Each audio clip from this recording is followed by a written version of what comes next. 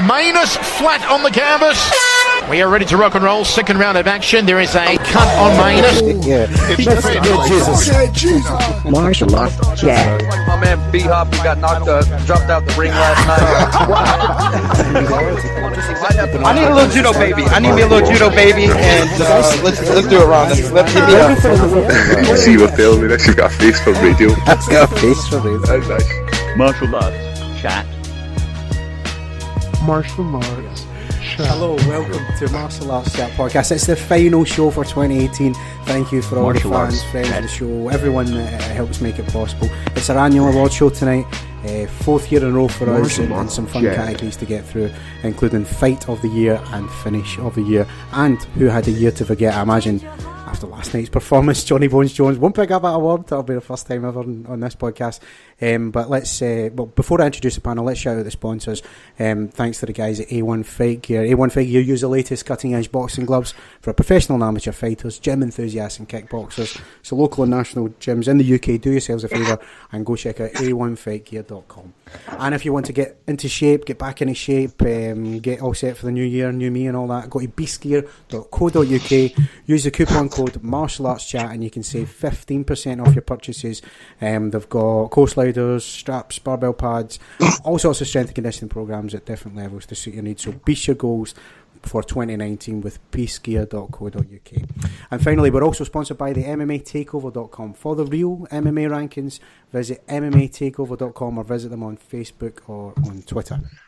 And so to our guest here today, Pompey's biggest fan and sometimes an adopted jock from Purely MMA, it's Mr. Matthew Penny. Matthew, how you doing, sir? Yeah, I'm doing well. Thanks for having me on, mate, and thanks for the year. It's been a great year. I've been on for quite a few shows, and thanks to everybody on the panel today. I think I've been on with probably each and every one of you at some point during the year, and every single time has been great.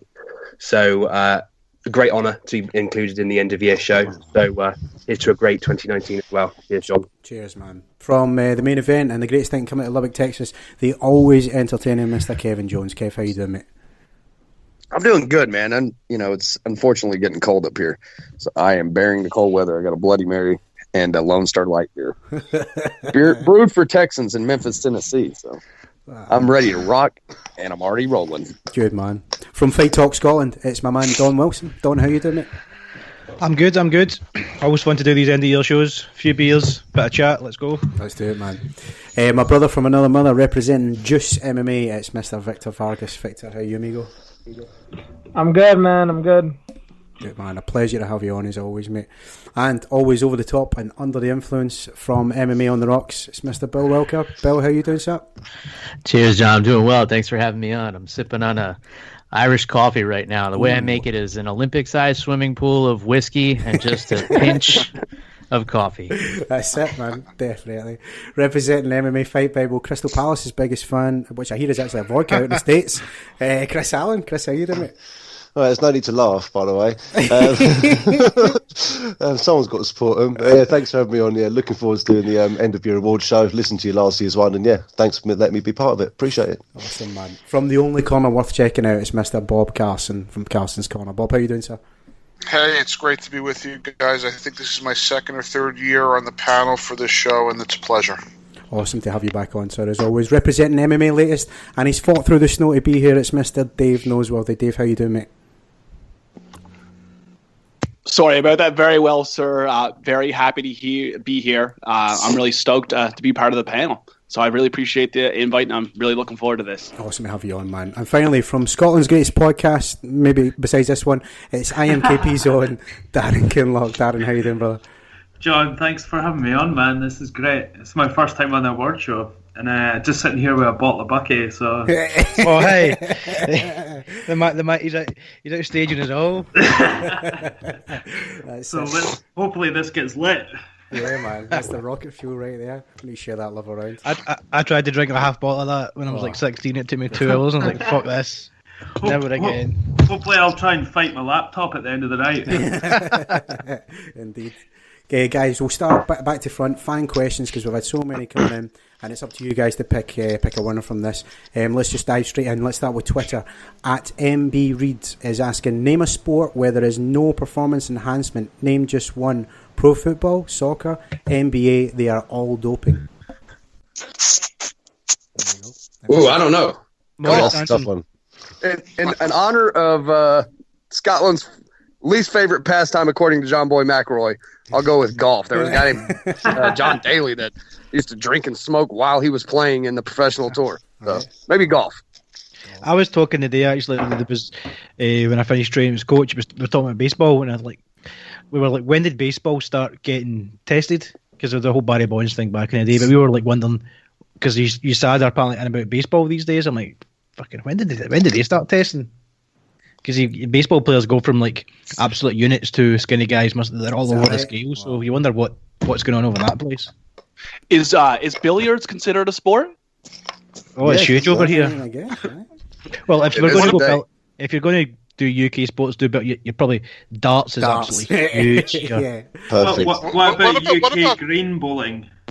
Yeah, that's big here as well. That's probably there's no. Yeah, now that you think about it, like darts, like what can you like? Can alcohol? You darts? What about curling? Would curling be subjected to Olympic testing or what? I was actually going to say that. That came to mind when the question came up. Why is every like non-doping sport Scottish? Curling green bowls. I don't know, man. I'm pretty sure those Swedish sweepers on the curling team are juiced to the gills, bro. So this bicep curls all day long. Yeah, definitely. That's hence the name curling. That's what they got. But do the darts players still 10 pints when they're playing these days, or is it more are they trying to keep it professional? What they do is they say we're not allowed to drink on stage, and they say, well, does that mean you're drunk? We're not allowed to drink on stage. I got you. Like I hate watching darts, but see if somebody said to me, "You want to go to the darts tonight?" Fuck no bother, mate. It's a night out, isn't it? That's exactly what it's right. We've got at NJ Pork. Nowitzki helped take down so many athletes. I don't get why he would give Jones a pass. The guy helped take down Lance Armstrong, if I'm not mistaken, who was way bigger than John Jones. Let me jump out in front of this and give y'all my 2 cents about it. None of us are scientists. None of us are doctors. Evidently, there's some, this is what they call an atypical test. Nevada will license him. They're just not going to license him right now before they have a hearing on it. That's their protocol they got to go through. Let's interject the word alleged into our vocabulary, man. They've already cleared this guy once and said that he wasn't knowingly taking this shit. Now, and I heard one report, one scientist said that they don't know a whole lot about that metabolite, and the fucking thing can stay around for 7 fucking years, man. If USADA is saying we don't have a problem with it, if the California is saying we don't got a fucking problem with it, Nevada's going to say the same fucking thing. Let's move on.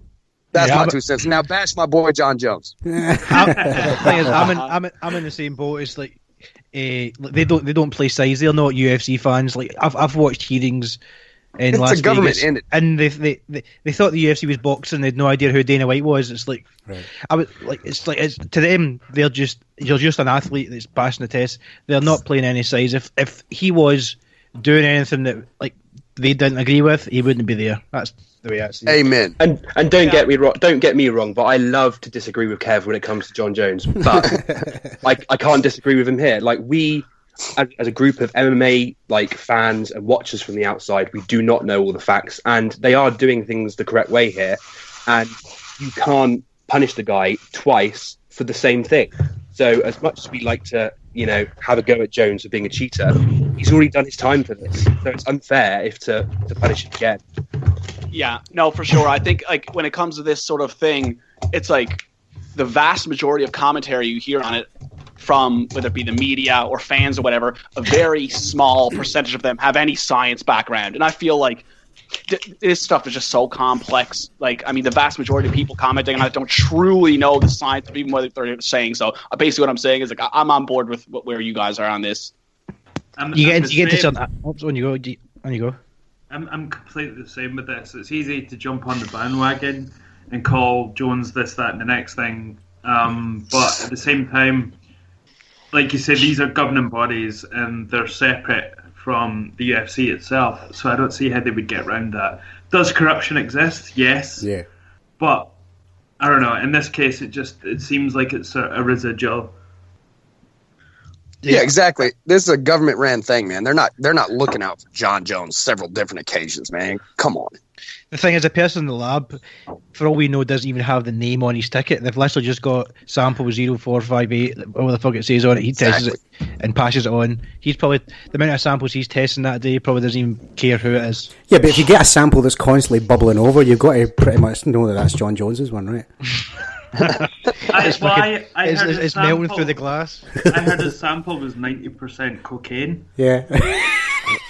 Just the name. With the piss thrown in there. Technically, that's not illegal. I gotta add something to this. I can't keep quiet on this one. I gotta let her rip, Vic. For a little bit on this one.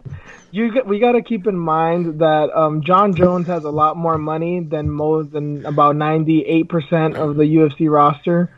So he has money to get drugs that USADA may not even be aware of. I know that they're saying that these new tests this finding was unprecedented because the tests are getting so much better. But Jones, for one, has a lot more money than most of the roster. And two, he also has two brothers in the NFL who are well known to use PEDs and are way ahead of the curve of anything that most MMA fighters know. So this whole we don't know, but it can also go the other way. It doesn't mean that we don't know and he's innocent. It also means we don't know and he's way ahead of the curve on shit. Because John Jones is intelligent. He's just not intelligent in the places where we want him to be. Aside from the cage. He's paying for the good Russian stuff. Fuck the Russians, man. I think they're getting something else. I don't know what I've said plenty of times over the last kind of couple weeks this has all happened. I've always been like, nobody can be that stupid. It's like, even though he's like, yeah, I need to win, but he's got to think of his legacy. There's no way he wants to be known as that guy that, like, see when he get popped all the week, I was like, I think it happened quite late at one time, and I was like, are you kidding me? And obviously there was no news came out at the time. I'm like, you cannot be that fucking stupid. No, obviously news has came out now, but I'm like, I just can't see him sitting in his house going, right, I've been popped for the big one, popped again, and like, yeah, do I keep going? Like literally, Focal will start attacking me in the street if I fucking do this. I get popped again. Folk will hate me. I can't see him doing it. No, I can't see him. I can't see him doing it at all either anymore. Like, you can see he's technically gifted when he's in there. Yeah. It's not as if he needs a size advantage. Just the way he fights is good enough. He doesn't know how big he is or whatever. He's just technically doesn't need any enhancements. And I honestly think it's all honest. It's all honest stuff that's accidentally happened. And yeah. With or without him, he's going to be the best of all time, I personally think, in the light heavyweight division. I can't see anyone beating him. The only thing he can do is go up to the heavyweight division, beat DC, and then try and fight Brock Lesnar. See what happens there. That's got to be the next fight, hasn't it? I can't see who the next guy to challenge Jones is, apart from DC at heavyweight. That has got to be the perfect culmination of their story, surely. The only thing that's down on me that is, I wish when DC had dropped his belt, he was there. He kind of literally just dropped his belt. Websites ran the article, and that was it. It was like, if you're going to fucking drop your belt, at least step into that cage and fling it at him or something. And just square him in the face and go, let's go, motherfucker. Yeah, that'd be awesome. Hey guys, let's move on because we've got a couple more questions coming. In fact, one more from Twitter. Else for Elf is asking, what would you rather, a night of white lines with John Jones, a night of ambient with Roseanne Barr, or a night of Johnny Depp's 30 grand wine? The Blood with Jones. Roseanne Barr. That bitch is crazy. I knew somebody was going to fucking say it. My God. Roseanne Barr, she's funny as hell, man. She's crazy. It's going to be a fun night. I'm going to say Roseanne Barr. And she's a fight fan. I hate people, so I'm just going to slobber all over myself. I'm going with Johnny Depp, man. I see that cat partying all night and picking up the tab for everybody. That's a good point. That's a great point, actually. Yeah, Johnny Depp I'm going for then. That's good stuff. Yeah, I don't think I could keep up with Jones, so I'd have to go with Roseanne Barr. I will go on record to say, too. Hey, man, don't let... No, I'm just saying, I stick up for Roseanne Barr the way Kevin sticks up for John Jones, so I'm not helping my cause much. I was like, hey, man, don't let Roseanne Barr's physique fool you, man. She can go all night, I'm telling you. If you want the most widest margin on political views and funny shit being posted, you gotta go follow my man Victor Vargas on Facebook. Dude. Oh God, yeah. God. Every time he posts something, I think I got him pegged on where he is on the political spectrum, and then immediately after that, he'll post something that just it's fucking crazy. Love it. Absolutely. Me too. I can't quit you, Vic. Let's move on, guys. We've got Facebook questions. Ryan Cairns, what's the opinions on getting rid of the dramatic weight cuts and instead fighting at your walk-around weight, just like ONE FC with the introduction to hydration testing to the promotion? Okay, more weight classes. I don't know. I mean, Kevin does have a good point. I think we did need to add a few weight classes. I'm not opposed to the 165, but something I mentioned a few shows ago, John, that I think most people should go up. I mentioned it with middleweights. Look what happened with Amanda. I mean, Dana made a good point. I don't know if you saw the presser last night. He said, I was giving GSP shit for moving up, that, he doesn't need that much time to put on the weight. And then Amanda was saying the same thing, and look how well they did. So they kind of proved me wrong. It's basically what he said. So I've been saying it for years. People need to go up, or a few weight classes is good. The lower weight class thing is the weird one, because they're technically taking away weight classes. I had somebody say to me last night, you think with Nunes winning, they'll scrap the featherweight division now? I'm like, I don't know. It's a weird one. If they're taking away divisions, I can't see them adding divisions. But at the kind of higher weights, it maybe makes sense. You've got these guys cutting crazy amounts of weight, stick one in the middle, see what happens. But introducing a weight class is a big thing. It's not just a case of like, we're doing this special thing. It's like it's a full new weight class. It's a big thing for the company. So I think maybe that's why it doesn't happen. They're like, if it's worked for years, we'll just keep it going. Here's a very radical idea.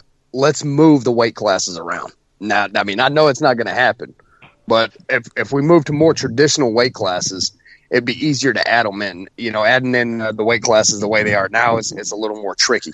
And that's my opinion.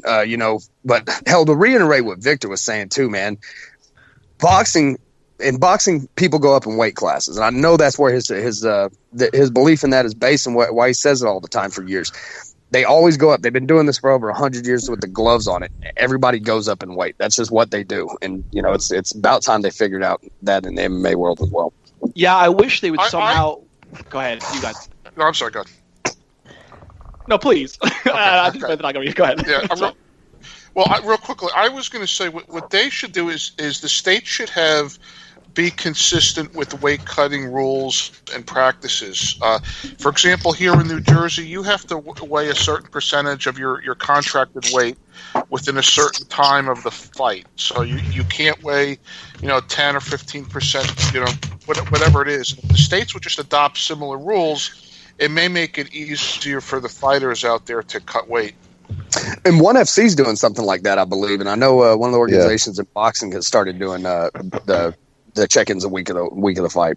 I'm all for doing whatever we can to encourage these guys and girls to not do the weight cut thing, because I'm no doubt there's probably other counterpoints to this, but I mean, just for example, look at how good Michael Chiesa looked last night. Yeah. That first time he moved up a weight class, and I mean, right. That's just a single one case, and it's obviously fresh in our mind because it happened last night. But man, I just feel like it's anything you can do to encourage people or to show people that, it's not necessarily being the bigger man or woman isn't necessarily an advantage. I think they're definitely depleting themselves, and And I think that's a lot more important than actually creating a new weight class. It's actually more important to fight at your natural weight class.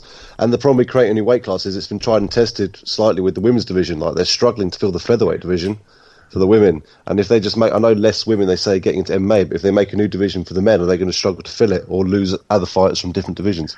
What was that division that Joanne wanted? She wanted the UFC to take. Then she took a fight, and then 2 weeks later, it was like they announced a Ultimate Fighter for that entire division, and she was kind of pissed off at that. But I don't know if did she ever move to that division of that 125? You talking about? Was it atomweight or something? I can't remember because right. It was that not the one where when they finished Tough, the champion, the winner of Tough got the belt.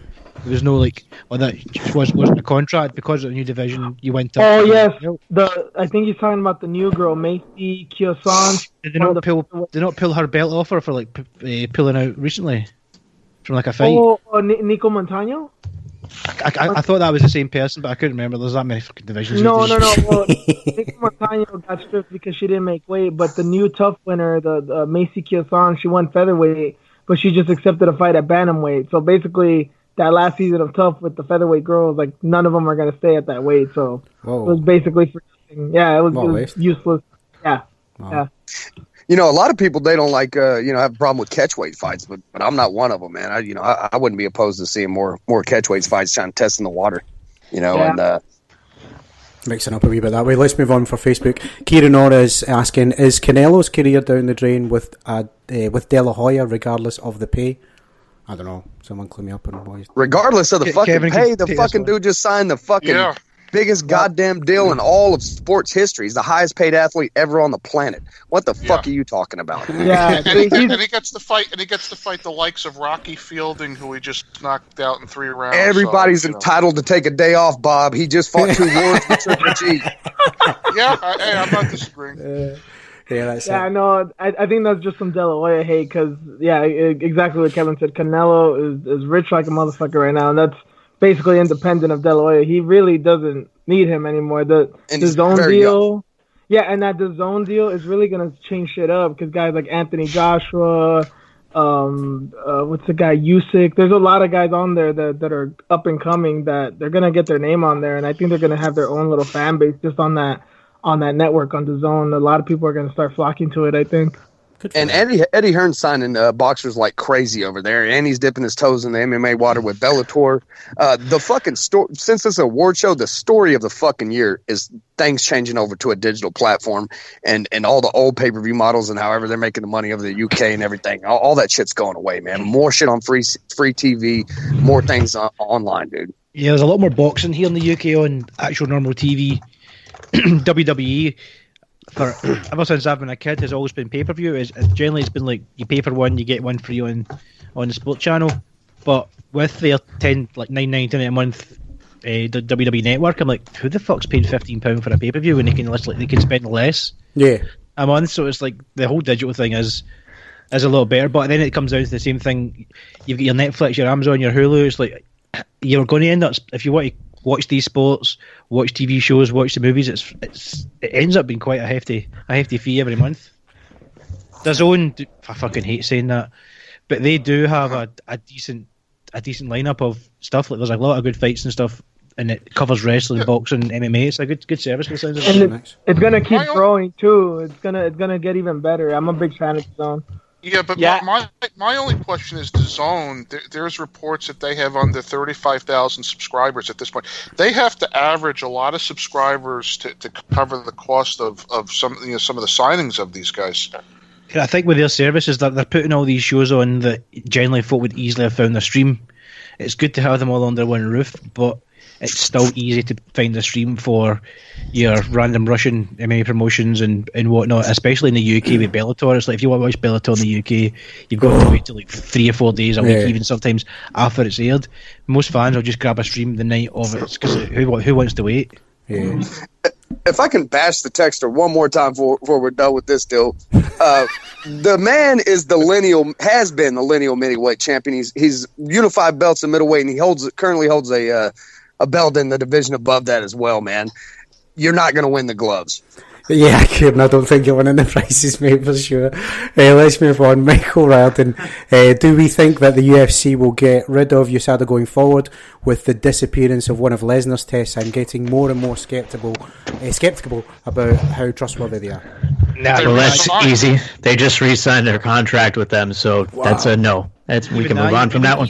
Even if they hadn't re-signed it, if they'd got rid of them, like that's a bad look. Fuck it, that's a really bad look to get rid of the look. Could USADA do Olympic and stuff as well? Yeah. You don't get rid of USADA like on the heels of some like bad tests. Like that just looks really bad. 100%. That's exactly it. Yeah. And supposedly, USADA is going to be increasing the amount of testing going forward. So we'll see what that yields. I think they're going to actually include proper supplements that use they'll have a list of things you can take. Whereas before it's been literally don't take supplements. That's what they need. I think they're planning on bringing out an approved list. Yeah, like a whole approved list. So then, if fighters take the approved list and then get popped, they get a reduced sentence, is what I read.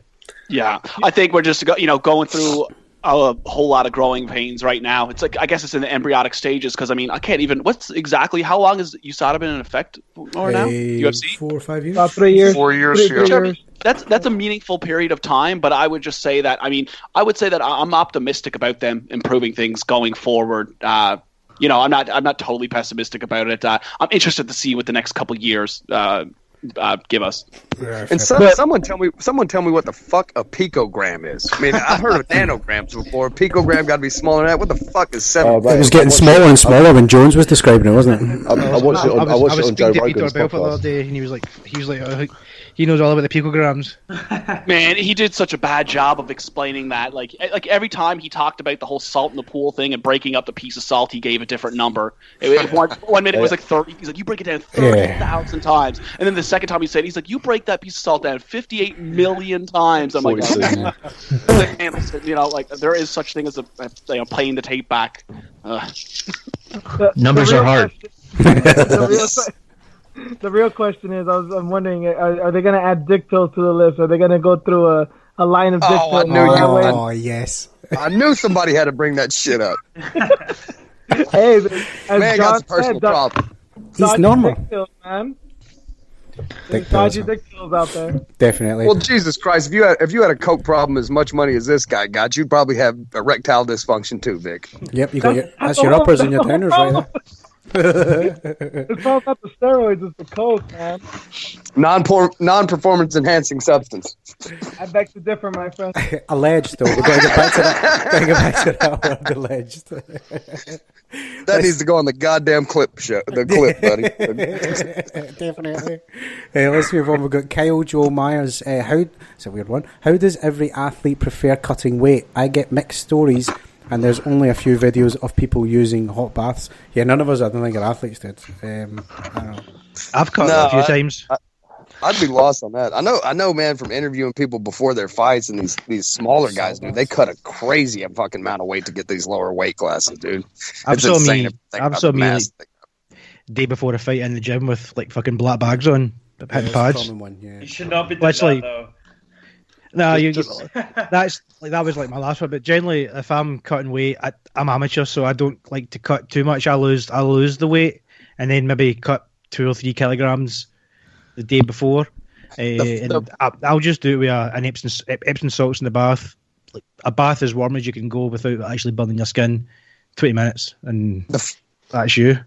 The strangest thing I've ever seen at weigh-ins was people walking around this restaurant in San Antonio. They had a couple of them walking around spitting in a cup, trying to lose, and they weighed it. They were going to be like half a pound over. They're trying to spit out half a pound. That I thought that was kind of interesting.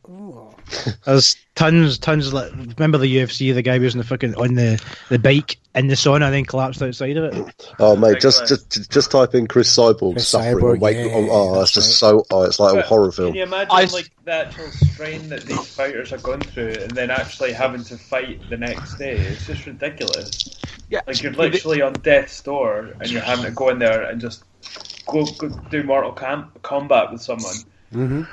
Yeah, man. That's why they were all using IVs, because it's the same thing where you've got that hangover bus in Las Vegas where if you're on death's door, you can either go to or pay the extra money, and it literally comes to your hotel room, IVs you, and apparently you feel amazing after. My God, they do that? Whoa.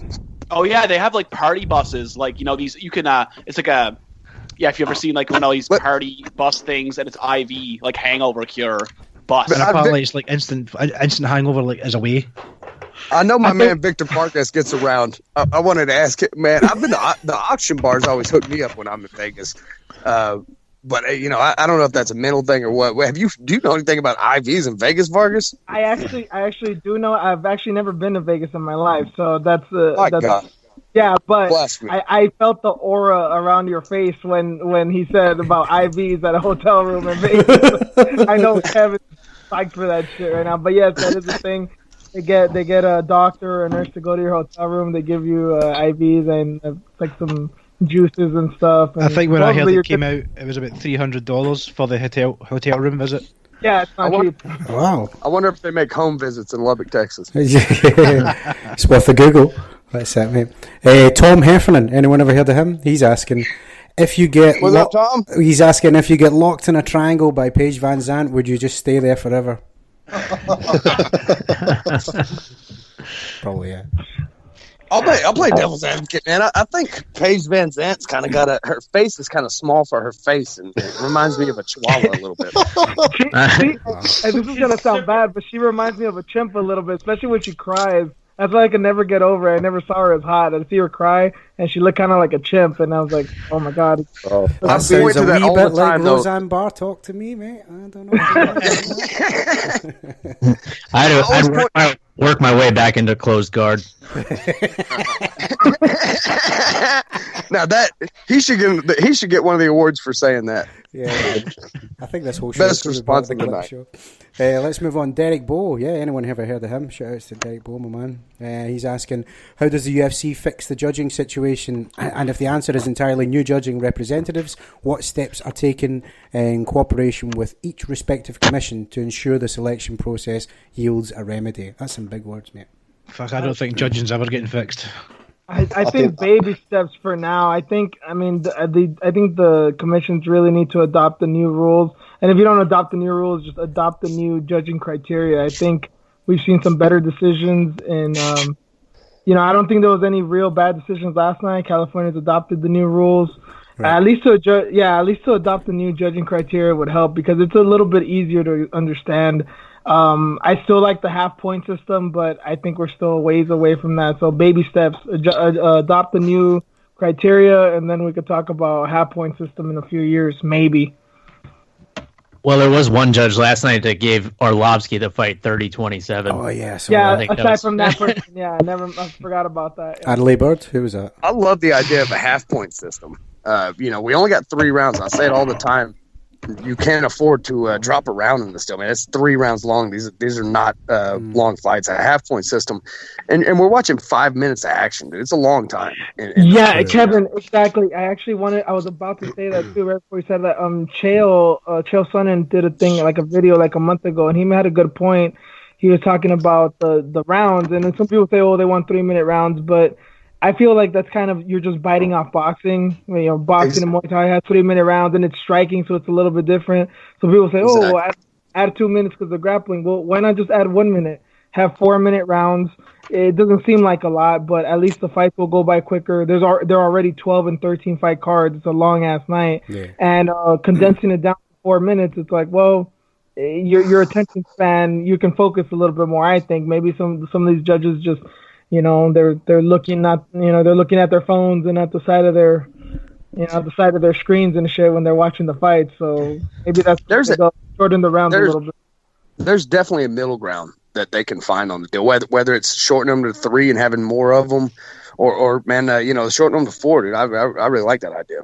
I've never heard that before. We could think really out the box, and actually, if someone has to win, keep the rounds and whatever, and if they both are at the end, then just have a draw. If you don't manage to finish someone in those 3 rounds, then that is just a draw.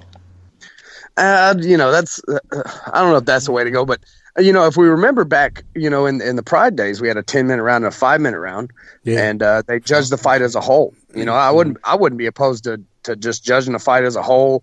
But you got accountability factors that go into that deal, man, and we've seen a lot of bad decisions, in our other our sister sport, we'll call it boxing. We've seen terrible decisions handed down all year in that too. So I mean, it's you want to take the corruption out of it, and I think that it's going to get worse before it gets better. Yeah, hashtag CJ Ross, never forget. Why don't they give the judges monitors? I know they're right up close to the cage. Or did they not? I think they did.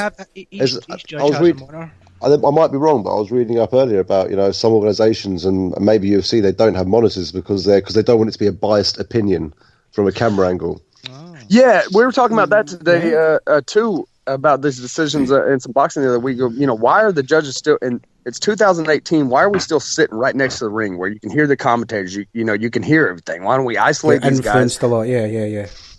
And have them watch it with an extreme unbiased surroundings. You know what I mean? And not sitting on their phones looking at YouPorn as well. Yeah. Allegedly. Let's move on. Paddy Patterson, favourite of the show, he's asking, should the UFC do special events such as MMA Quintet or mixed rules fights like All Pride K1 fights? No. No. Shut down in flames. That's what they got Fight leave the Pass freak for. shows They can for show that Japan. stuff on Fight Pass. The judging's already shitty enough. We don't need them muddling up anymore. Leave it to Bellator then, I guess. I don't know. Let's move on then. Floyd Mayweather's fighting on the first against a Japanese kickboxer. We can't even watch it in the U.S. Or Mexico or Canada. Have fun. It's not happening. Remember, Bellator had. He's afraid he's going to get kicked in the face, and he's not going to be able to sue them because it's Japan. That's why. The thing is, what's the whole thing? Remember that Floyd went over there, and then apparently the deal was signed, and like Floyd's fighting this kickboxer, and Joe Rogan started posting, if anything. I'm just glad that people actually get to see who this kickboxer guy is. Mm-hmm. And like, there's no way Floyd's taking a fight against a kickboxer. Like when he could have fought McGregor or something and made more money, then Floyd was like, "Oh no, this was just meant to be an exhibition thing," and then it disappeared. And then like a week ago, it popped up. Oh, by the way, this is still on. They say they're using 8-ounce gloves too. See, when he was over there doing the ONE FC, he was there opening up China's most expensive hotel of all time or something like that, and it's part of his business or something. So that's obviously why he was over there, and like they just paid him to like do his thing, but and he got kind of roped in. I still like, why is he? Is it going to be an It's got to be an exhibition. There's no way like a Floyd Mayweather is fighting in 2 days' time, and there's nothing about it.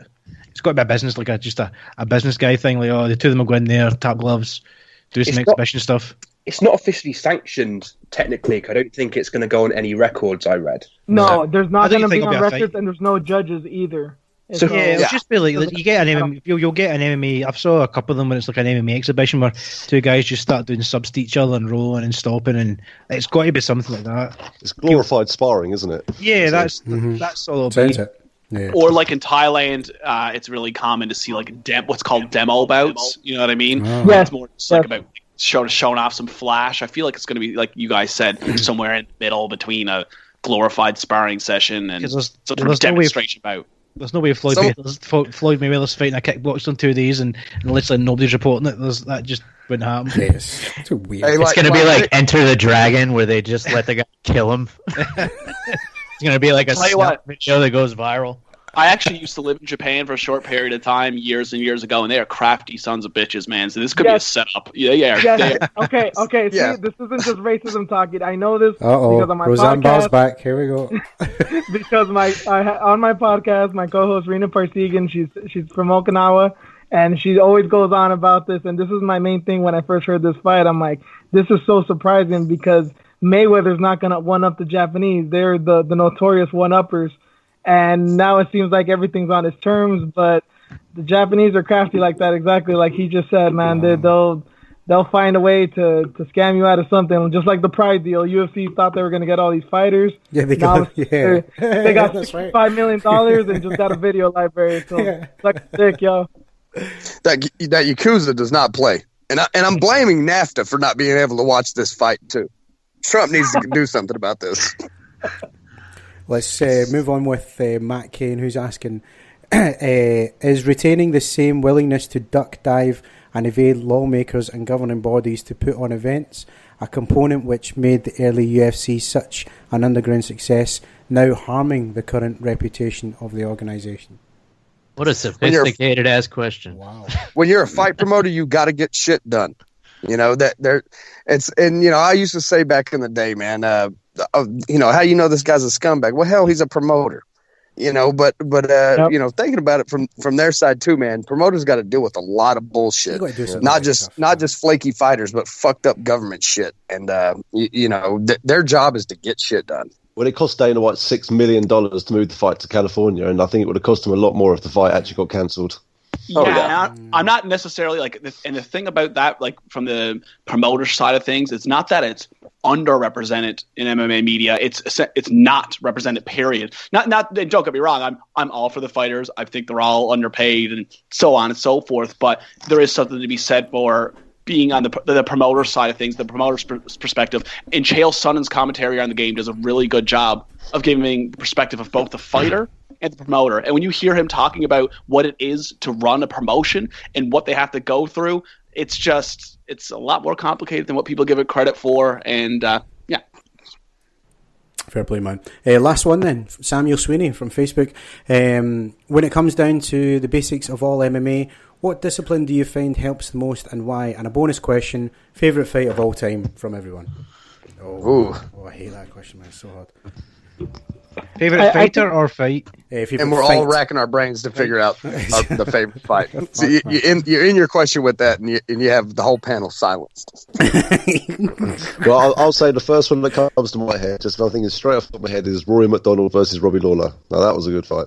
Oh yeah, it's up there, man. Yeah, that's just off the top of my head without thinking too much.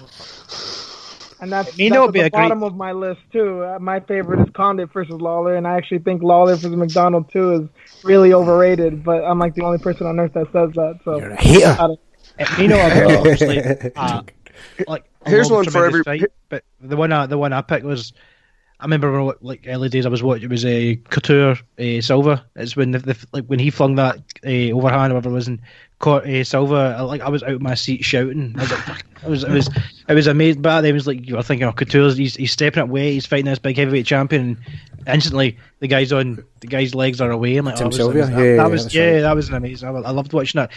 He kind of bossed him about a bit, but it wasn't that an amazing fight like the Robbie Lawler one or who are we talking about? The Red King, whatever the fuck his name is. Rory McDonald. Yeah, it was it wasn't like that, but it was like that moment. Whatever the fuck his name was great. I'm going to go with. I'm sorry. I'm going to go with. No, you go ahead, Bob. I love you, baby. Thank you, brother. Now, real quick, low hanging fruit here. Bonner versus Griffin. Come on. Yeah, it's iconic. That is like no, it is. That's iconic. It's the iconic fight of all time. No, but it's so shoved down your throat because it's the birth of the UFC and all that. No, I'm not hating. It's a great fight, but it's too much. I'd say the one that sticks with me all this time is the Federer against the Minotauro Nogueira. Yeah, those two fights are just unbelievable. Yeah, and you know what? Now, what comes to mind for me is Fedor versus Crow Cop, of course. Come on, classic, legendary. I'll throw you out several of them real quick. And I love Rampage versus Liddell because that dude got smoked and I seen it coming. And with throwing those, he kept leading in with that left to the body. I said he does that again, he's getting tattooed. Frank Mir getting his ass just completely fucking stomped in by Brock Lesnar in their second fight after talking all that shit. Told him he pulled the horseshoe out of him. And throwback some old shit that for our listeners that you might not have seen. When I was a kid, my favorite fight was Chemo versus Horace Gracie. Horace Gracie had his arm broken in the contest and still ended up finishing. Chemo used to come out with this huge wooden cross on his back. That's right. That's right. Yeah. And my favorite, oh shit, man! Now you got me thinking about everything else, and I forgot my favorite of all times, man. Oh yeah, there you go. It was I think it was 2 years back. My fight of the year, the dark horse candidate. Derek Campos versus Brandon Gertz. Oh yeah, went down in Thackerville, his head was hanging off. I was in attendance. Derek Campos is from around here. Goes to high school right up the street from my house, or did. And man, if you have not seen Derek Campos versus Brandon Gertz 3, it's 2 rounds of absolute violence. There was a fight in 1FC, and I'm trying to remember, man. It was like 2 or 3 years ago. I want to say the guys were heavyweights, so they were big boys anyway. I don't know. Someone help me out. 2 Russian guys. It was back and forth. One was Big Daddy something. What the fuck was it? That was like outside the UFC. That's the greatest fight I've ever seen. On that show, we had our old friend from India. Audrey was his name or something. Audrey Kumara, yeah, that's he right, had it picked out. Yeah, he had it picked out because he's real in tune with what's going on in that neck of the woods. Yeah. And I put it out there as my fight of the year right before he was coming on. That was amazing. I always felt bad for that. That was an incredible fight. I don't know, man. We'll have to look it up. We'll have to look it up and link it to it. How about that crazy fight in Pride? Was it down 7 against that Japanese guy? They just held each other's heads, just punched each other in the face. Oh no, it wasn't Dan Severn. It was Don Fry. Don Fry. That's it. American shorts. In his American shorts. And one thing I definitely want to throw out there real quick that just came to mind is Nick Diaz versus Paul Daly is also a real standout for me. Yeah. I think everybody just remembers the end of that fight, to be honest. You know, was that not the one where they kind of the shot at the end of the fight that sent Daly out of the UFC? That was Koscheck. Koscheck. Oh no, yeah, that's right. Yeah. No, that was in Strikeforce, Diaz and Yeah, when Diaz and Daly fought, that was the first event since Zuffa had purchased Strikeforce, and Dana White and Lorenzo and then were sitting cage side, and he gave one of the craziest performances ever. Amazing. I think the first time I ever saw Nick was when he fought Cyborg on that, and it was amazing. Yeah. Oh yeah. After he unbarred him, and just like started giving the finger to the other Fuck Cyborg. you, bitch. Yeah, that's right. Yeah. Is that when he had his fingers in his cage and he was talking? I heard. I read somewhere that.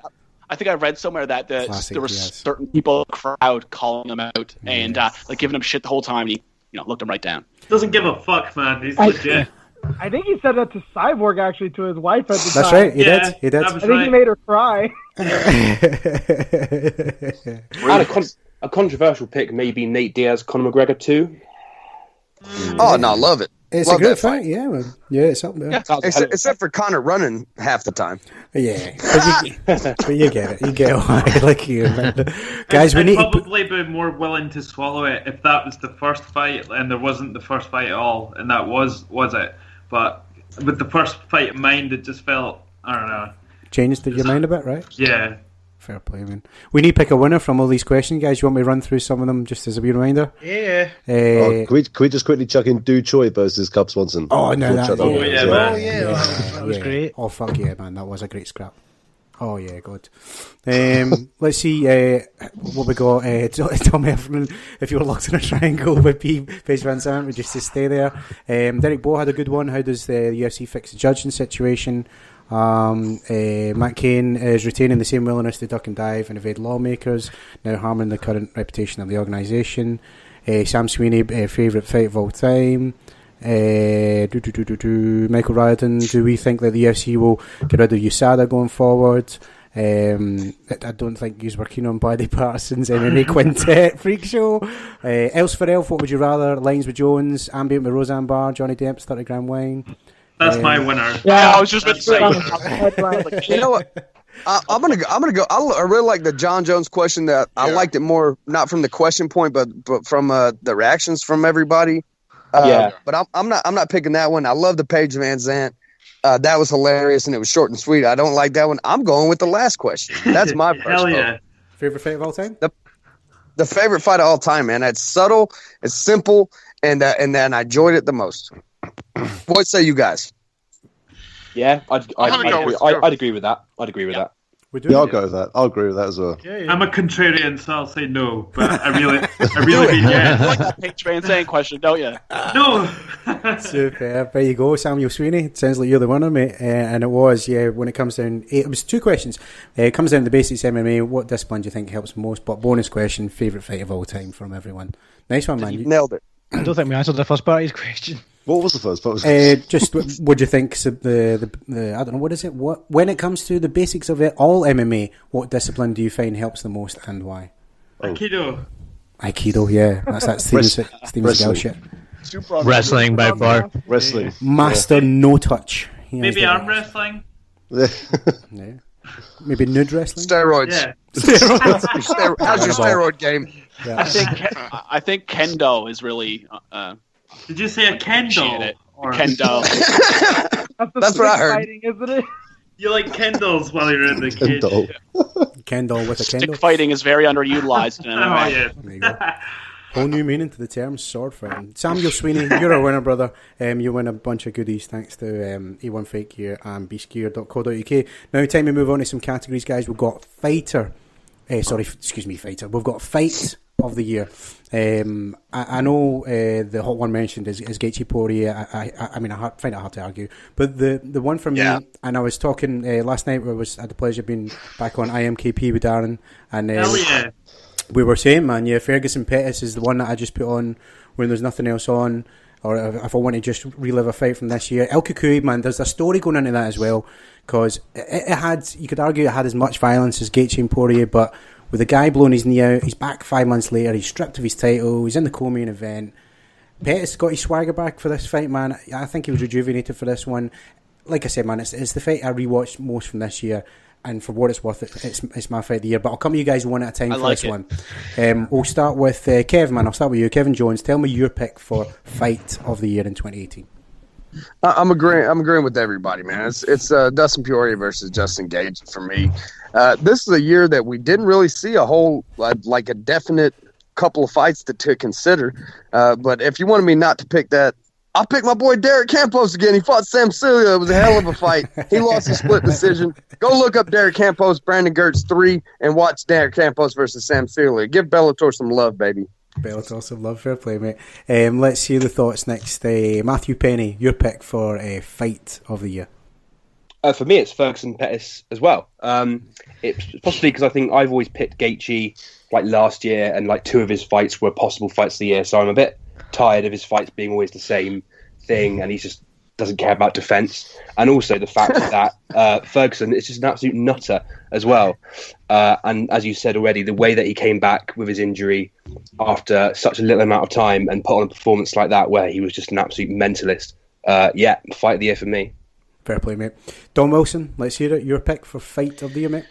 Yeah, it's between those two. I think the Gaethje one might push it for me, literally because there's lots of doing somersaults in the cage, trying to like pass guard and attack him. I'm like, what? Like, yeah, that's right. It's like you don't do that in a 5-round fight on a main event.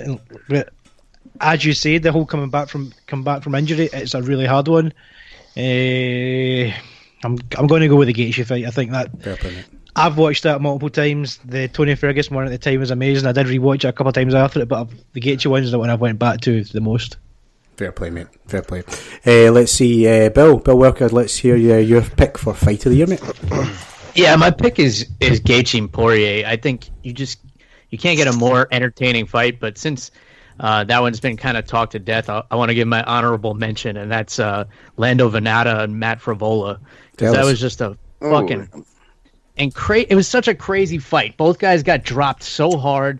There was awesome grappling exchanges. It was so back and forth. At the end of it, it was a draw, and I wasn't pissed off. I was like, okay. Yeah. I was like, okay, that makes sense. I would watch that fight again. That's a good point. So my pick is Gaethje Poirier, but that's my personally, that was my favorite fight. No, that's a great shout. Great shout. Let's see, Victor Vargas. Victor, tell us, man, fight of the year, who you got? I'm actually surprised no one's mentioned this one. Good picks with Ferguson and with Gaethje and all that, but my fight of the year is Romero versus Whitaker too. Yeah, that was like kind of on the running for me as well. Yeah, that one I think it's unquestionably the greatest middleweight fight of all time. It was so technical and so violent at the same time, and what I loved about it is that it was nothing like their first fight. Their first fight was great as well. It was one of my favorite fights of last year. But, it was obvious Romero, with the big shots and the wrestling, and Whitaker being technical with the striking. And this one, it was like the complete opposite. Whitaker was more aggressive with his striking. Romero was a lot more conservative. And then the third round comes and all hell breaks loose. And after that, it was just a war. I think it's very underrated, very underappreciated, the greatest middleweight fight of all time. It cemented Robert Whitaker as one of my top 5 favorite fighters. And, he went out the whole year because of that. He broke his hand. He got fucked up from that fight. He's going to fight Gastelum soon. Romero, we haven't even heard from him yet again, so... Don't forget Jesus. Romero! I saw Romero was in the crowd last night with the biggest fucking silver shiny watch I've saw in my life. Oh really? Like I had to shield my eyes when he was fucking on the camera. And a big ass baller jacket too. Yeah, yeah, he was.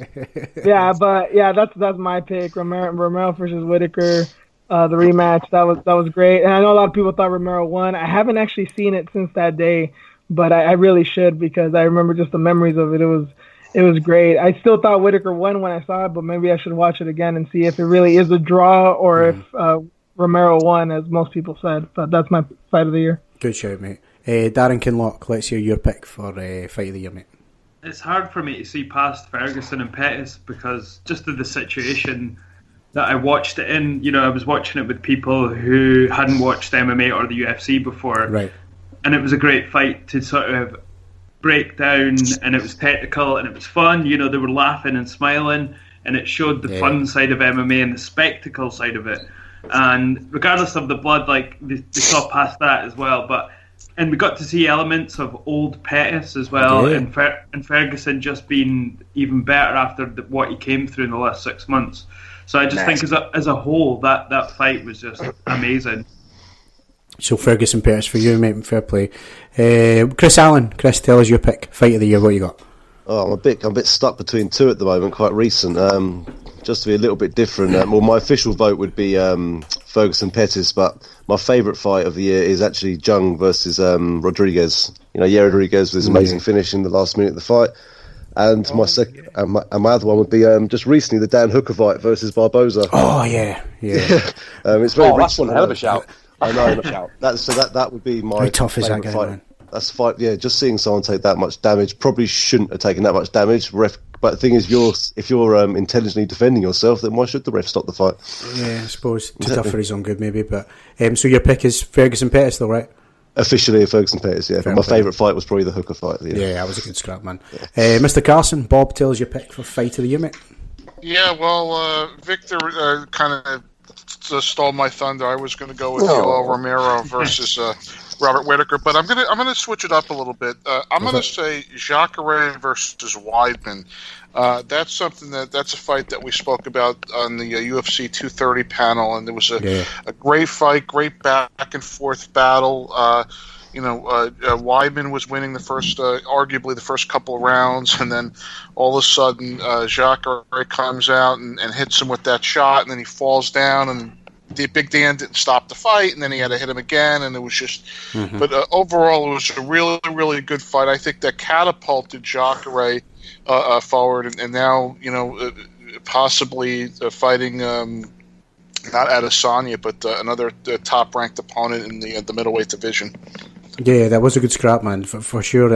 Big Dan, man, I don't know what he was doing there, but like Victor said, I think you were saying on that show, like he was the ref of the what was the one, Czech Congo and Pat Barry, so sometimes it was Frank Mir, Shane Carwin. Oh, Frank Mir, Shane Carwin, yeah. Well, maybe not then. Brutality, man, brutality. Yeah, good shout though, Bob. Lastly, Dave Noseworthy. Dave, tell us your pick. Yeah, for me, it's a no-brainer. The fight of the year is Francis Ngannou versus Derek Lewis. I think that's super underrated. No, I'm on the Ferguson versus Pettis train just because of context and the circumstances surrounding it. The thing about this fight leading into it is with Pettis, you never know which, especially in the past few years, you don't know which Pettis is going to show up. He's the kind of fighter, the kind of guy that I don't want to say I question how focused and how in it he is, but I guess I don't want to say it, but I guess that's what I'm thinking. Whereas Ferguson is someone you don't ever doubt his focus. That's one of his biggest strengths. Is amazing as a boxer he is, and he's got such big power and such great accuracy. Just the context and circumstances surrounding it. It was just an amazing fight, and the way it ended, in that it was a complete war all out. But I mean, Ferguson was just besting him, and the way it ended, in which with the Duke Rufus, Pettis' coach, just sort of put an end to it because he's like, this isn't going to get any better, which isn't something you see all too often, especially in high-profile fights. But I just sort of liked everything about the context and circumstances leading into it and how it ended up, and how I definitely think Ferguson is the rightful lightweight contender. So I'm on that train, and I pick Ferguson Pettis. Fair play, man. And we have a winner with a majority of 5 votes. It's exactly that. Anthony Pettis versus El Cucuy, Tony Ferguson. Yeah, I'm not going to argue with that. Fight of the year, man. That's awesome. Thank you for your votes, guys. Let's move on. Finish of the year. I'm biased in this one. UFC London in March. There's a guy who was in the final fight, his UFC contract. He's getting smashed for 3 rounds against an undefeated Russian. 1 second to go. He slaps on the triangle, gets the tap, saves his UFC career, gets a performance bonus. For me, it's Paul Berju Craig. Let's hear the guys' picks. We'll start with Darren on this one. Darren, your pick for finish of the year, mate. I think for me, it's got to be Nunes and Cyborg, and just for what it encapsulated. Nunes was able to defeat this insurmountable monster in Cyborg, and she ruled over women's MMA for years. And just to see someone actually draw the sword and take her down, it was a great finish for me. Power, accuracy, yeah, it was, and not just once, twice, but like we were saying, man, 3 times. Yeah. And the 3rd time was like face plant. Yeah, it was brutal, wasn't it? Fair play, mate. Amanda Nunes. Chris Allen. Chris, tell us your pick for finish of the year. I think definitely my finish of the year has to be when Ngannou nearly lifted Overeem's head off his blooming body. I think that's been my finish of the year. I think that was last year. That was last year. No? That was last December. Was it? Oh, don't say that. Okay, so fine. My other choice. All right, here's another one.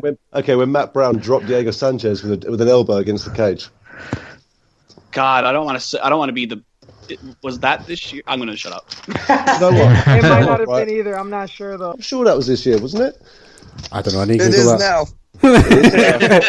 now. No, I'm giggling this. Hold on. Sorry to ruin your pick there. No, I'm pretty sure that was last year. Matt Brown and Diego Sanchez, the one where he had the elbow up against the cage, right?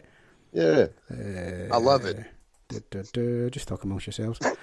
Let's see what Wikipedia says. Matt Brown fighter. Here's a blast from the past. Remember that twister Yeah, that was it the stun gun? I get these Korean guys confused, but he put it on a guy from Plainview. So Matt Brown and Diego was 2017. November. Sorry. 2018, man. Chris, we need a pick from this year. Are taking away his vote? Come back. I'll tell you what, come back to me. I'm having a moment. It's late. Go on. Bloody menopause. That's it. Superb. Okay, well, we'll move on then with Bob Carson. Bob, you got a pick for finish of the year? Yeah, Korean Zombie versus Yair Rodriguez. I know it's kind of an obvious pick, but I got to tell you, that finish was like unimaginable. It was almost something you'd see out of a video game. It was just really, really remarkable. 4 minutes and 59 seconds of the final round, and it's definitely one for the history books. Fair play, mate. Actually, one that just came to mind, I'm pretty sure it was this year, was the Lyoto Machida Vitor Belfort. Yeah, he did the same kick that Anderson gave him a few years back. The hate crime he involved Vitor Belfort in, yeah. Amazing. That was terrible. There you go. Let's see. Dave Noseworthy, tell us your pick for finish of the year.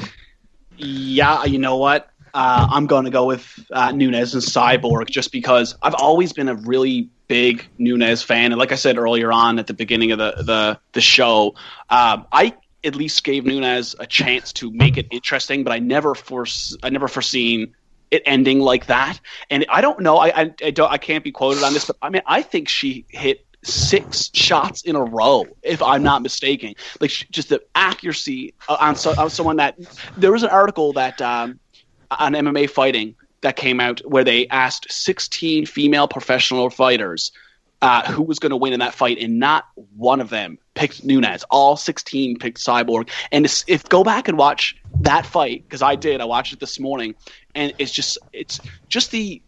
I've always been a fan of Nunes' boxing, the way she catches people on the very end of her punches on full extension, and the way when she got Cyborg, I think when Cyborg went in the first time, the look on Nunes' face.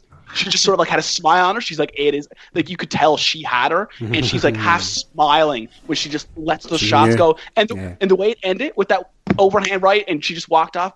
Answer Nunes versus Cyborg for me. Finish of the year. Yeah, it was awesome, man. No doubt. Kevin Jones, Kev, tell us finish of the year. What you got? I'm going to combine some categories here on you, John Boy. Oh. This encapsulates a lot. I got to mention my boy Derek the Black Beast Lewis. Coming back from he absorbed $174, something crazy if my memory serves me correctly. He got hit with a ton of punches through 15 minutes, 11 seconds left to go in the round, and he knocks out Alexander Volkov. He didn't connect with anything of purpose in that fight before this. So I mean, I think that's my comeback of the year. That's in there for finish of the year. If we're talking about submissions, let's remember that Alexei Olnik, I'm not going to pronounce these names, but he did put an Ezekiel choke from the bottom on Junior Albina. I read it on paper. I didn't even see the fight. I had to look it up. He's done it a couple of times. It's amazing. I'm reading about it. I'm thinking, what the fuck is they talking about that he did? It's called an Ezekiel choke, and it was from the bottom, and it was fucking fantastic. But you can't deny, man, my official vote will have to be Yair Rodriguez, man, with a 12-6 elbow, a 6-12 elbow, knocks out Korean Zombie, and what I would call the comeback of the year if Derek Lewis hadn't got fucking his ass kicked for fucking the whole goddamn fight and came back. But no, man, that finish from him, it's just something you don't see through it. From you talk about if fighters sometimes throwing hooks off their hips, he threw that one from down his hip. He threw this from his knee. an elbow from his knee that connected to the zombie and knocked him from here to. I mean, you know, I should have thought that would rhyme, and I would have thought of something more clever to say. But no, man, that has to be my pick of the year for finish of the year. Yeah. My man was on a contract dispute. My other man was in the Korean Army. Both of them on big layoffs, and they come into this fight. And the Korean Zombie imposes his will on Yair Rodriguez the entire time. He looks lost. Where's all this flashy shit that he used to do? Mm-hmm. There it is. There it is. 6-12 elbow, baby. Done deal. My God, 1 second left in the fucking fight. You see submission sometimes, 1 second left. Rarely, I mean, it's all rare, but I mean, a knockout, 1 second left in the fucking fight that you dominated. My God. And it did. I'm sorry. No, you're right. And he totally put up. Sung Jung, my apologies. They put the zombie out, man. He fell like a fucking bundle of washing, didn't he? He just crumpled right to the ground. Pantera, he comes from Chihuahua. Yeah, there he goes. That man is swear. Derek Lewis, man, I can't believe I forgot about that one. And that was my balls is hot, right? That was that night. Amazing. Yeah, well, no, sometimes you got to take your pants off when your balls are hot. Now can I say something real quick about that? Like, I love that line. I love the post-fight interview. But for me, the coolest line of the whole thing is when he told Joe Rogan, he's like, I want to come on your podcast and smoke weed with you. Yeah. And nobody talked about that. That deserves more attention. Because he said that. He was very careful with it. He prefaced it with, in a few weeks. I want to come on. They'd obviously had the title talks before that fight. Like, if stuff goes down here, you're probably going to get a title shot. And it was like, yeah, smoke some weed. I'm like, yeah. I love the Texas accent that you try to throw on there with that too. Thank you. It was a nice touch. It wasn't on point, but it was a nice touch. Sounded good. Matthew Penny, tell us, finish of the year. John, I was really looking forward to you coming to this because then nobody was mentioning my pick, and then you went and mentioned it.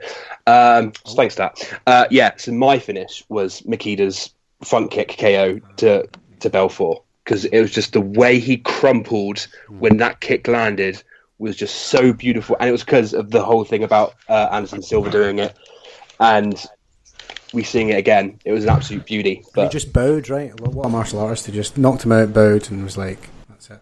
Sure. Yeah, it was beautiful. But I think my official pick has to go to Nunes over Cyborg, because of the way that everybody wrote Nunes off. They didn't really want to, but they kind of did. And then she went ahead and did that. So my official pick goes to that, but my special mention has to go to Makeda. Fair enough, mate. Fair enough.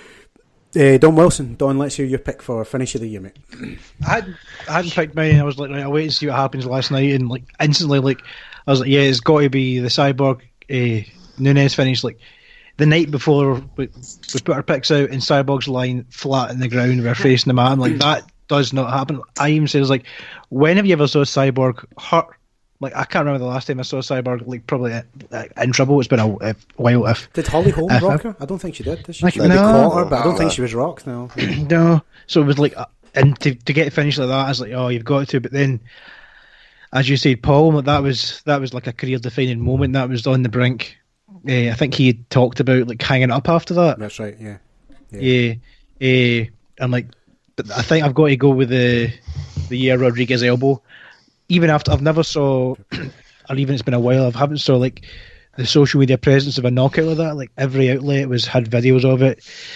Random people that never watched MMA were sharing it. It was a big knockout this year, and it was also just the way it happened. It was like, yeah, it was like last. You get 10 seconds, 20 seconds left in a fight, and most fighters will kind of chill out. They're like, right, I don't want to get knocked out in the last 10 seconds. So let's kind of just feel it out a bit. But to get to basically, they flattened the zombie on the floor, and it was like that. I think the Yair Rodriguez knockout, right to the jaw, it was crazy. So yeah, I'm going to go with that one. Fair play, mate. Victor Vargas, my friend, what you got? Finish of the year.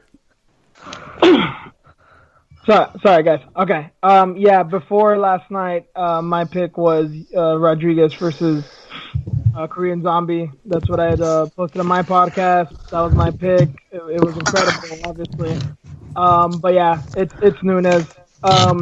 Here's the thing about that for me. As many of you know, I'm a giant women's MMA fan, so that was a big thing for the sport. I even went as far as to say this wasn't just big for women's MMA, not just big for the UFC. I think this was important for women's sports in general across the spectrum. I think that's how big that was. This is probably the most I screamed, and the most I actually was concerned this morning when I woke up. I'm like, I'm not gonna have voice for the podcast with how much I screamed. Yeah. But I think this was as big, if not bigger, than Rousey versus home knocking out Rousey. So yeah, it was a big thing. But here's the thing of why that was so shocking and why it deserves extra praise. Why it deserves finish knockout of the year. I said on my podcast that I picked Cyborg, and the reason I picked her was because of her pressure. I thought at one point or another she's going to put the pressure on Nunes and she's going to crumble. Maybe not get knocked out, but just start losing the decision. But the thing I said for Nunes, she has a chance, and the reason I think she has a chance is of two things: her leg kicks and the fact that she landed one, and you saw how it affected Cyborg. So I was kind of right on that. And the other thing I said was, I don't want to completely count her out because in every fight that I've seen of Nunes, yeah, she's lost. But the only time she loses in like kind of unimportant fights, whenever there's a big challenge, a big moment in front of her, she rises. So I was like, man, she can do it. She has that gameness, that tenacity. But here's the crazy thing. Like I mentioned earlier, I thought that when she put the pressure on her, she would crumble. The craziest thing about this fight was Cyborg was the one that started going after her. She, Nunes landed one big shot. Cyborg started going after her, and Cyborg reverted to her old ways. She's been a lot more technical lately. She hasn't really been brawling. The minute she got hurt, she started brawling, and the minute that she started brawling, you saw the look on Nunes' face, like, "Bitch, I got you. This is what I've been asking for." And I knew from the first time she dropped her, like, damn, that was good. The second time she dropped her, I'm like, this is over. And sure enough, 10, 15 seconds later, whatever it was over. I didn't expect her to get slumped like that. But, man, that was absolutely incredible. The other thing is Cyborg, too, is that the only time I've seen Cyborg in any kind of trouble was when she fought Urena Bars in a Muay Thai fight. Right. And she took a front kick to the face from that girl and fell over, almost got knocked out. Oh. And she still came back. So I was like, man, if Nunes can finish her, sure, probably with a submission. I did not think she could knock her out that badly. So all the props in the world to Amanda Nunes. She shocked the world last night. That was absolutely incredible. That was probably, without a doubt, if it doesn't beat, it's probably up there with Holmes' head kick of Rousey as one of the greatest knockouts in women's MMA history. No, for sure. For the gains of the sport, like you were saying, like I was watching it kind of online and a bunch of folk in chat that generally I don't think really watch any MMA at all, and that, like, the amount of capital letters and stuff I saw, like, oh my god, it was that, like, I think that made them fans, and that was like a co-main event female fight. It's like you don't really hear that, and like I think the reaction in the next couple of days on social media, and like, so I think that will be bigger than the Rousey head kick because of just the way it happened. It was pretty crazy. Yeah, it was a moment for sure, man. We've got Bill Welker. Bill, tell us your finish of the year, mate. Yeah, well, up until last night, I got to give an honorable mention because I like things that are a little bit different. And if it didn't happen twice in one night, the Sulov stretch submission from Zabit and Aljamain Sterling that they both hit in the same night and hasn't been seen in the UFC for like well over a decade. I thought those two submissions were awesome and definitely deserve a mention. I got to go with Kevin and Derek Lewis just because nobody can move the needle of fan appreciation so quickly like Derek Lewis, because he was coming off that Francis Ngannou fight where everybody hated him because everybody was looking forward to that fight and it sucked. And then he was getting picked apart by Volkov for 3 rounds and 4 minutes and 49 seconds. And then out of nowhere just blasts him, delivers one of the best post-fight speeches ever, and everybody loves him again. And it's like everything else was erased. And that was like a really beautiful moment for him. And his hot balls.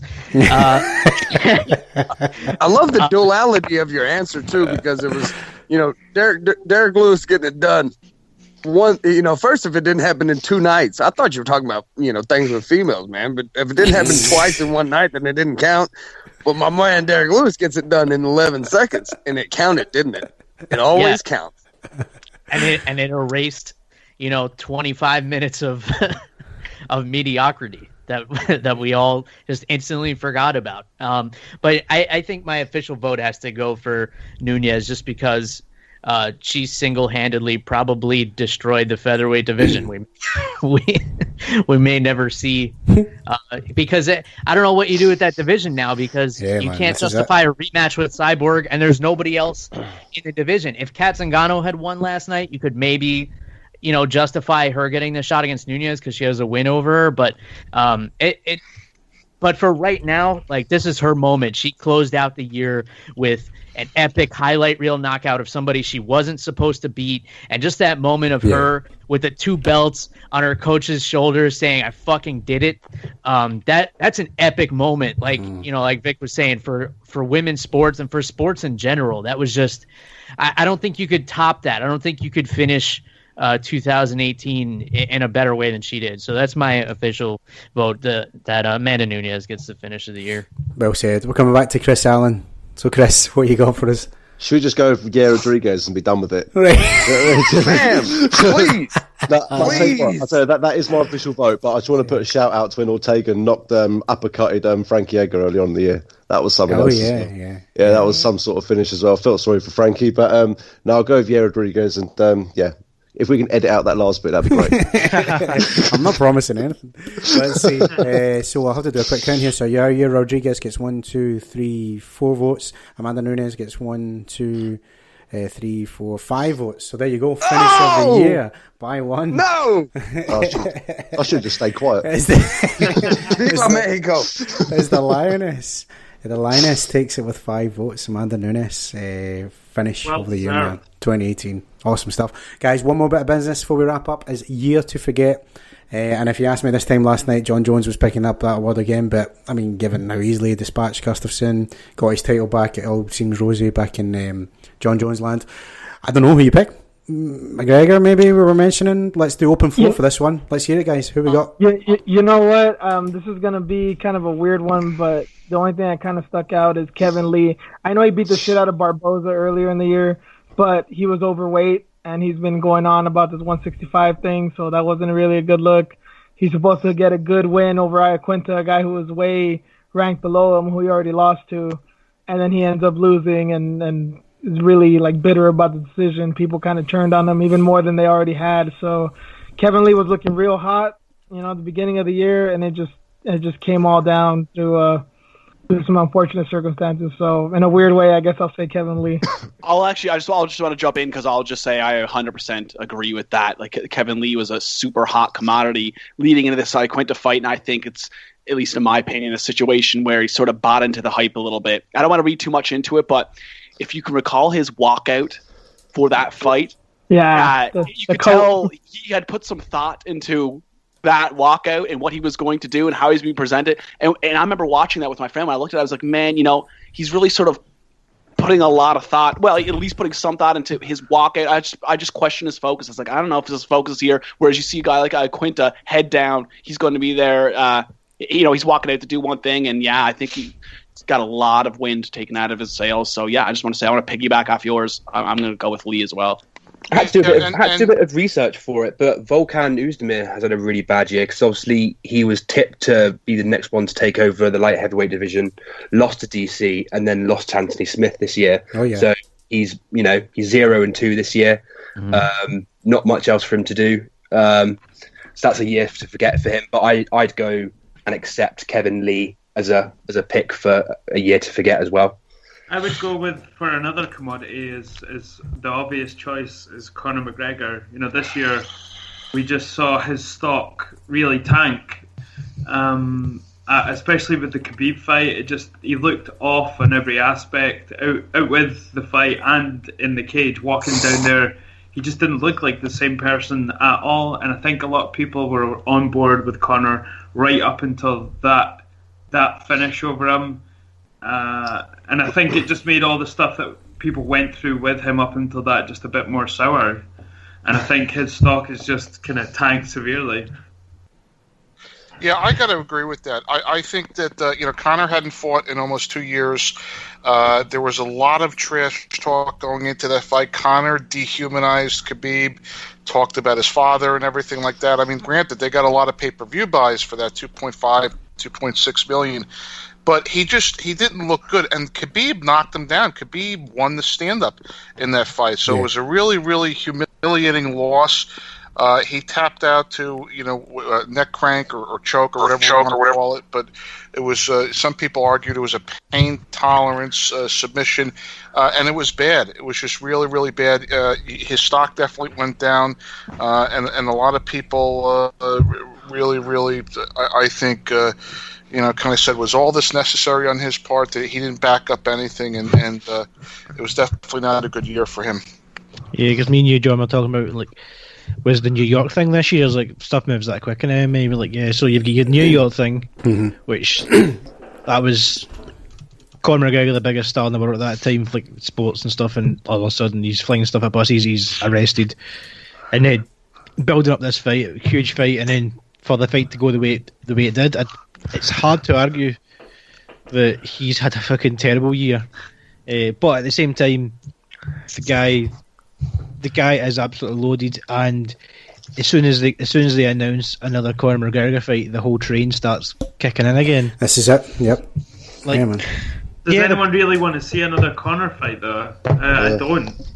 Yeah, people will. People will. Oh, I'm watching. He will still make money. He could lose 10 in a row, and he's still going to be a draw. As soon as they announced another, because it was the same last time, everything had died down, and as soon as they announced the Conor McGregor thing, the hype train, it was it's almost instant. Folks just start posts just start appearing on Facebook and stuff like that, and it's you've never watched any other fights apart from McGregor fights, and all of a sudden you're it's the stuff these people come out with as if they've been training for 15 years. I say, no, I've absolutely got no idea what you're talking about. I want to see the McGregor that. The train that led up to fighting Aldo, that is a McGregor that could have took on anyone and won. Maybe not against Khabib, but at the same time it would have been a more challenging fight, I guess, for Khabib at that time. But I just feel, he's just stagnated so hard and even maybe declined. And He'll be back, but I guarantee you don't see the shit talking the way it was against Khabib. He will not. I don't see him going against folks' religions and families and stuff like that again.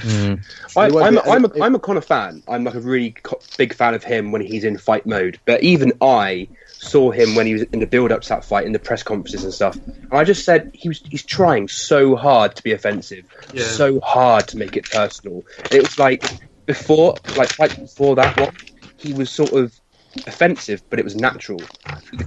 He was trying so hard, and it came across his face. Because the press conference, like you're saying, the Aldo one seemed kind of natural. It was a kind of bit of shit talking. It was pretty funny. But the recent ones, if anybody's met him in public, interviewed him, he's a really nice guy. He's very you mentioned any sort of fight. It was the Mayweather press tour. We were talking to him in the line, and somebody mentions Muhammad Ali, and all of a sudden he's right engaged, and he sounds like the smartest guy you've ever heard talking about fights. Mm-hmm. He absolutely loves that game, and you can tell you hear him talk about things. That's all the shit talking stuff. Yeah, that's not him. That's the money talking. It's worked for him.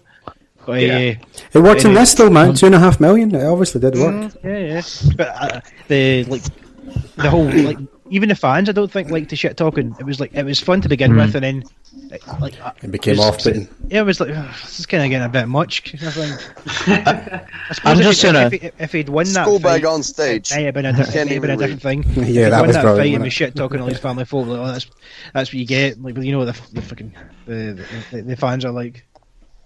I'm just going to throw one more out there because I think this is definitely going to be a forgettable year for Curtis Blades because he dominated Mark Hunt. He knocked out Overeem, and then they put him against Ngannou to kind of set him up to succeed and basically gifting him a title shot, and then 45 seconds into it, it's gone.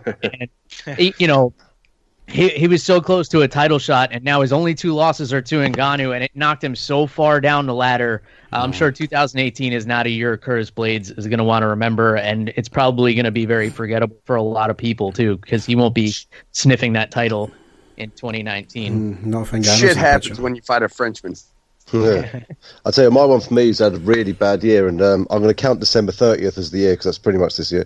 Was Carlos Condit. You know, I've been watching him for years and years, and it might even be his final year. He came into the year with 3 wins and 7, and he's finishing the year with 3 wins and 10. 2 wins and 10, sorry. So to me, that's just a massive, massive upset for him. Thought he might come back and fight his way back, but unfortunately, I think that's going to be his final year. Yeah, I was talking about really that. Man. It didn't look. It wasn't that bad. Sorry? I was really hoping nobody would bring that up because Condit's my favorite fighter, and I forgot about that fight last night. Because I think Steve Condit went in, and it was like Keza was just on the mat and choked out instantly. I think that would have been bad or kind of beat up. But he almost had an armbar in. Yeah, Condit was getting taken down, but he was doing really well with the bad positions he was in, and then obviously just gets caught in that submission. So like, in that way, I think we can see him coming back. I don't think there was any sort of like, "oh, I'm done" kind of thing. I think he will give it another try. We'll see what happens. Well, in his last 4 fights, 3 of them have been by submission. He's lost by, and that's against Chiesa, Oliveira, and Maya. I think it was one of the commentators was talking about evolving, and I think it is basically he's got through and he's obviously training really hard and he's got his good skill, but has he got to the point where he just hasn't evolved and the sport's evolved past him? I could see an argument with that. I hate to agree with Joe Rogan, but I think you hit the nail on the head with the things he was saying last night. Has the game evolved and passed him by?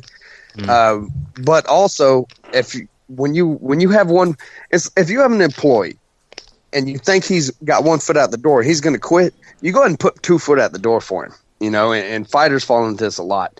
When you have a fighter that thinks he wants to retire, he's got 1 foot out the door. You can't bet on a man like that. Yeah. Fair play, man. Okay, guys, we need to pick a winner. I'm hearing Kevin Lee, I'm hearing Conor McGregor, and I'm hearing Carlos Condit. Who are we going for? I didn't even get a vote, John. Go for it. Let's hear it. I wanted to flip the script and tell you that you should focus on the fighters that had a great year. Let's give a shout out to Aaron Pinko. He's 3-0 this year. Let's give a shout out to Yair Rodriguez for winning 1 fight and having the comeback. But worst fight of the year. If I couldn't vote for myself because I'm not a professional prize fighter, I'm voting for Conor McGregor. That is my official vote. I know you're keeping a pad. I was very. I didn't think everybody was applying enough adult lubrication to themselves and getting us fucked up in the show. But I can tell as we're talking over everybody, this is going like end of the year show. My official vote, John Boy. If we don't want to flip the positive, I mean, I had a shitty year of the dog, and I'm chilly dog. I was supposed to be a good year for Kevin Jones. Actually, a rat in the zodiac Chinese zodiac calendar. So turns out it's not my year. Evidently, you got to pay attention to these sorts of things. But yes, I mean, Israel Adesanya had a great year. Aaron Pico had a great year. I mean, there is fighters out here that we should be talking about. Fighter of the year, Daniel Cormier. Yeah. You didn't even, the fighter of the year is the guy I hate the most. But who had the worst year? Conor McGregor, baby. He had the worst year. He talked all that bullshit and didn't back any of it up. Here is my New Year's resolution for prize fighting. As I hope Conor McGregor fights Nate Diaz 1 time. He fights once. He fights Nate Diaz. He gets his ass stomped by him, and I can talk about him next year. He had the worst fucking year out of anybody as far as professional prize fighting. I don't know if you know, but you already fought him twice. That was the rumor. He'll be fighting some people around here. He comes down to Love Taste. Superb. Well, there you have it, guys. Another year wrapped up. Martial Arts Chat Podcast. Thank you so much for the fans for listening. All the great questions we got tonight. Loved them, man. And let me thank the panel here tonight, starting with Mr. Matthew Penny. Matthew, thank you so much for all your time throughout the year, and any time you come on, let listeners know, clue them up on Purely MMA, mate. It's really been a pleasure, John. Thanks for all the chances you've given me. So you can catch us at Purely MMA on Twitter and purelymma.co.uk. 2019, hopefully for us, is going to be a big year. We're looking at several different things. So give us a follow on Twitter especially. You'll catch all the news on there. And here's to another great year. Thanks, John. Cheers, mate. Don Wilson, always a pleasure, man. You've been with us since day dot. Let everyone know about Fight Talk Scotland and a pleasure for your time coming on, mate. Thanks for always having on. We've been pretty quiet this year, but I've been learning kind of a whole new skill, but I've kind of got the grasp of that. So I think we should be back to regular programming next year. So Fight Talk Scotland everywhere, Fight Talk Scott on Twitter. Hope to see you in 2019. Awesome stuff, man.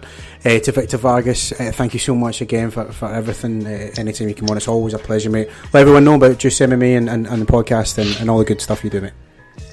Yeah, thanks again, man. So you can find me on Twitter at Juice_MMA as always. And I think since the last time I came on, I've launched my podcast with my good friend Rena Parstigan. It's called the iFox with Juice podcast, where basically your SoCal and NorCal duo talking all things MMA and combat sports. We even throw in a few news stories here and there just for the casuals. So go ahead and check us out. We're also on Twitter at iFox with Juice on Twitter if you want to check us out. Instagram, same thing. Awesome stuff, man. To Bill Welker, MMA on the Rocks. Bill, massive thank you for coming on once again. Awesome stuff. Clue listeners up on where to check you out online, mate. Yeah, cheers, John. Thanks for having me on, and thanks for welcoming me to the group in 2018. I've been glad to be a part of the show a couple of times in the last couple of months. You can find me at MMA on the Rocks everywhere. Podcast platforms, YouTube, social media, all that stuff. So look forward to connecting everybody. I love talking fights and talking good drinks. So thanks again, John, and Happy New Year. Happy New Year, my friend. Darren Kinloch, I am KP. Always a pleasure, mate. Let our listeners know. Close up. Where to check out the podcast, and massive thank you again, mate. John, I just want to take the time to say thanks for creating an awesome show and nurturing a great community. I know these things can be a thankless task, but you've done a great job. As far as the podcast, I had on yourself recently with Stephen Gray at Fair City Jiu-Jitsu, and you can find my podcast anywhere by searching I Am KP Podcast. Thanks again. Thanks for having me on. And thanks for the t-shirt, man. I'm wearing it as we speak, although no one can see it, but there you go.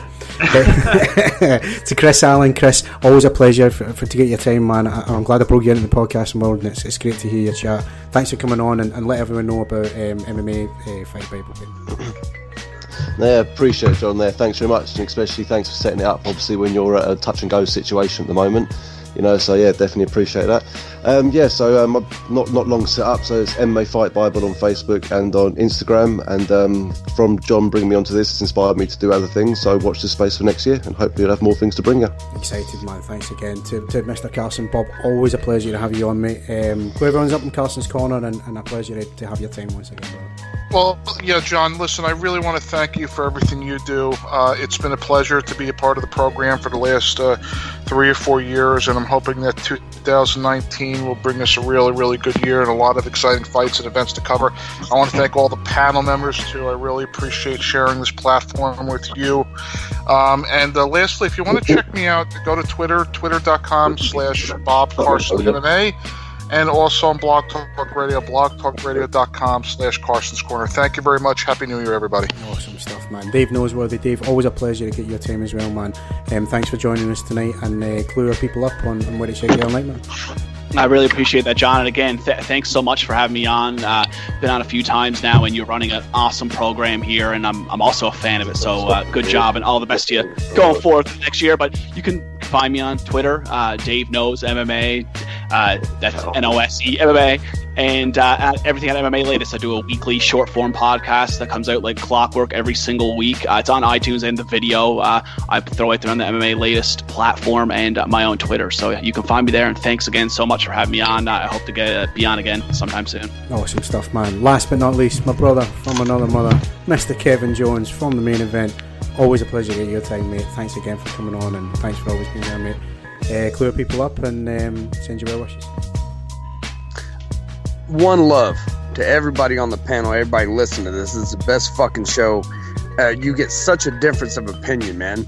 I've been bearing this weather in West Texas. We're not used to out this cold. I'm sitting up next to my fence trying to catch a little sun, which did come out. All the leaves are off the trees. Happy holidays to everybody all around the world. I love all you guys on the panel, man.